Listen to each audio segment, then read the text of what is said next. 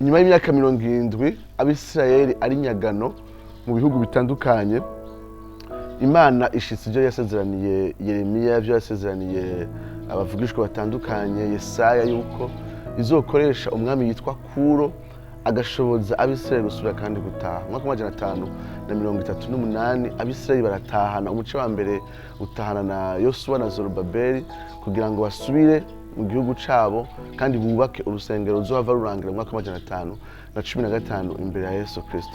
Ariko naho batashe, naho urusengero rwasubiye kandi rukubakwa, inagurwa ryo mu buryo bw'impwemu ryasaba igikorwa kirekire. Ntivyari bihagije gusa ko urusengero rurangira kugira ngo abantu banaguke mu buryo bw'impwemu. Naho cari kibanza kidasanzwe Imana yagenye mu isezerano rya kera nk'ikibanza c'ihuriro ry'umuntu n'Imana, atariko bikiri mu isezerano rishasha, naho nyene iyubakwa ry'urusengero cashobora gukorwa mugabo imitima y'abantu ntinaguke. Bizosaba rero umwuzo wa Ezra hamwe na Nehemiya mu mwaka 458 kuri Ezra, mu mwaka 445 kuri Nehemiya, kugira ngo izo ndongozi zibiri zizokoreshwe mw'inagurwa ribandanya ryo mu buryo bw'impwemu bw'Abisirayeli. Hano nashaka tuvuge gatoyi kuri Ezra, uwo munyabwenge w'ivyanditswe Imana izohava ikoresha. Bamwe bamwita ko ari le père wa rabbinisme, nkawe atanguza ivyo kwiga ivyagezwe mu buryo budasanzwe. Mu nyuma hazohava havuka amashure twita ko ari amashure yo kwiga no kunonosora ivyagezwe, mugabo Ezra agaragara nk'indongozi ya mbere y'ayo mashuri. Hajya mu gitabo ca Ezra igice c'indwi ku murongo wa 10 tuhasanga ivyo twita la résolution d'Ezras. La résolution d'Ezras ni ingene Ezra yari yariyemeje kugira ngo yige atahure ivyanditswe vy'Uhoraho, hanyuma ubwa kabiri ngo abishire mu ngiro, hanyuma gatatu avyigishe abandi. Ibi bintu bitatu nk'umwiteguro udasanzwe Imana idusaba kugira nimba vy'ukuri twumva umutwaro wo kuzana impinduka mu ishengero, nimba twumva umutwaro kuvuga tuti ibirenze amashengero kubakwa, harakeneye inagurwa ridasanzwe ryo mu buryo bw'impwemu. Imana idusaba bino bintu bitatu. Reka duhere ku cambere, kwiga ijambo ry'Imana.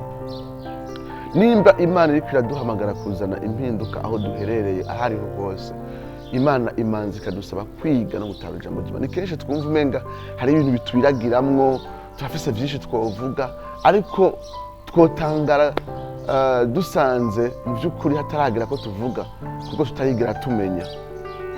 Ku giti canje naragize ibihe vyo kubona umuhamagaro, niyumvira ko mfise vyo kuvuga, niyumvira yuko ndusha vyinshi abankikuje, ariko uno musubije amaso inyuma nsanga mu vy'ukuri hari umwanya wo kwiga no kwicara wari ukenewe. Je niyumvira ngo nawe ufashe kandi wakwiye hageze yuko nkora, ariko tugasanga by'ukuri umwiteguro ujanye no kwiga ijambo ry'Imana ni umwiteguro udasanzwe kandi ukenewe ko umuntu awuteberamo.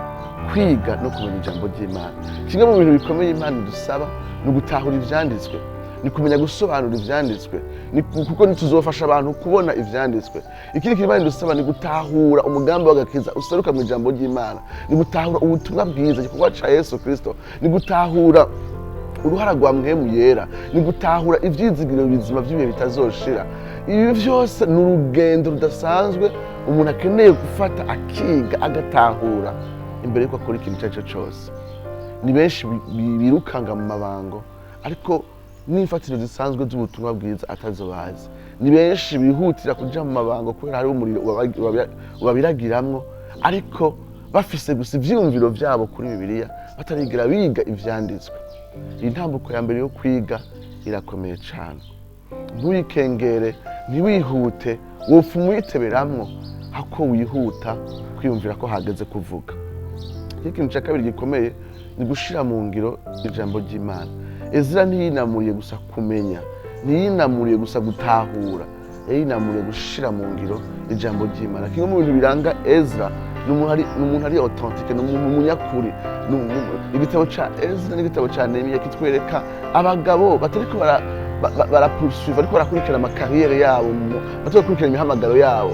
n'abantu by'ukuri imitima yabo ibiragiramwo Imana kandi bifuza gushikana abantu kumvira Imana kuko nabo ubwabo iyo Mana bayubaha, iyo Mana bayitinya, bafite imitima idasanzwe cayo mu buzima bwabo.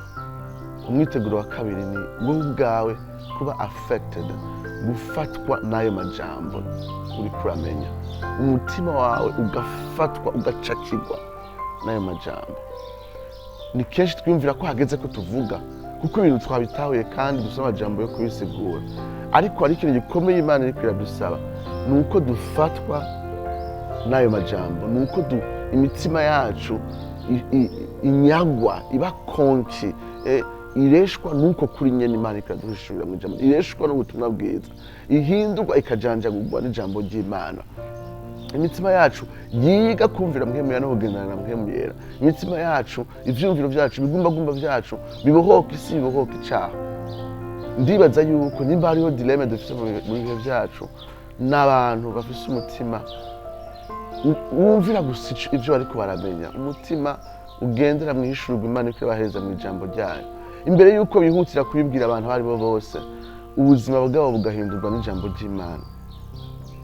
Ndazi yuko muri twebwe bashobora kwibika icifuzo cyo kuba ikintu kanaka muri ministere, bigatuma iyo turonse ubumenyi cyo tutangura kugenda tukavuga, ariko Imana iriko iravuga iti ni wowe ushaka kumanza ugahindurwa n'iryo jambo, ni wowe umanza ukerekana ibimenyetso d'authenticité, ibimenyetso vyerekana ko uri umunyakuri mu vyo uri kuramenya.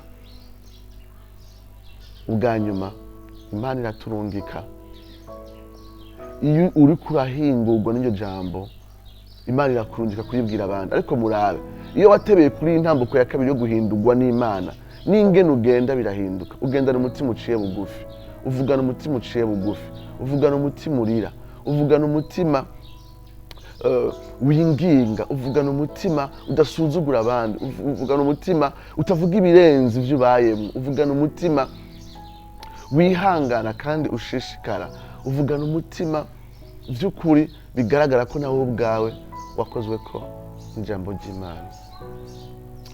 Hari umuvugabutumwa yigeze ku pastori muri Leta Zunze Ubumwe za Amerika, mu myaka aho vyari vyoroshe kuba pastori wahembwa na leta, yarakeneye kubaho, yarakeneye kugira ubuzima bwiza, ariko amara igihe yigisha mugabo ubwiwe ataravuka ubwa kabiri. Ariko yari yarizera nonosora ivy'Imana, ariko bwiwe ntiyari bwige n'umunsi n'umwe akoza ku ntoke ivyo yigisha. Hanyuma umunsi umwe ariko arigisha, Imana imuhereza ingabire yo kwizera ivyo bintu amaze iminsi yigisha ariko atizera. Yikubita imbere y'ishengero ararira, ishengero riratangara riti nibiki, ati ubu nibwo bwa mbere na jewe ubwanje nizeye ivyo nari maze imyaka niko ndabigisha. Vy'ukuri ndabaye icaremwe gisha, ndavutse ubwa kabiri imbere yanyu.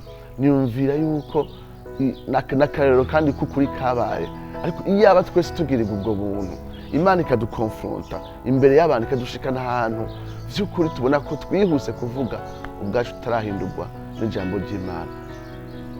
John Wesley yaramaze igihe ubwiwe ataravuga ubwa kabiri, atarashobora kwizera n'umutima we wose byo gutsindanishirizwa naho yabitahura, atararonka amahoro n'umunezero bizana no gutsindanishirizwa, mugabo akaguma yigisha. Umunsi umwe aragenda ari mu rugendo agiye kubwira ubutumwa abantu bo muri Amerika ya kera, hanyuma ahura n'abantu bahindutse gose, bafite ubuzima bwahindutse gose, bava mu muco w'Abamorave watangujwe n'umuntu yitwa Le Comte Zinzendorf.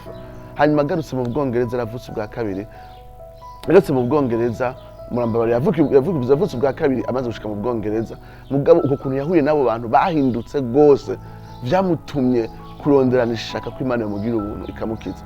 Igihe amaze kuvuga ubwa kabiri amaze gushika mu Bwongereza, yahavuye avuga ijambo avuga ati nagiye muri Amerika ngiye kubwira ubutumwa abahindi ngo bakizwe, nza gusanga na jewe ubwanje nkeneye gukizwa, none jeho ninde azonkiza. Ubuzima bwiwe buza guhinduka, yigisha ca cizerwa cyo gutsindanishirizwa n'umuriro mushasha, kuko ubwiwe umutima wiwe wari wamaze guhindurwa n'ico cizerwa. Hari igihe rero iyo turungitswe, iyo tugiye twaratebeye mu guhindurwa n'ivyo twizera, bifise akanovera, bifise ubuzima, bifise inkomezi, bifise igishinga ntayo. Twariko tuributsanya ibyo twita la résolution des grâces, gutahura kumvira cyangwa gushyira mu ngiro hamwe no kwigisha abandi. Bari kumwe na Pasteur Nikiza Jean Paul. Merci.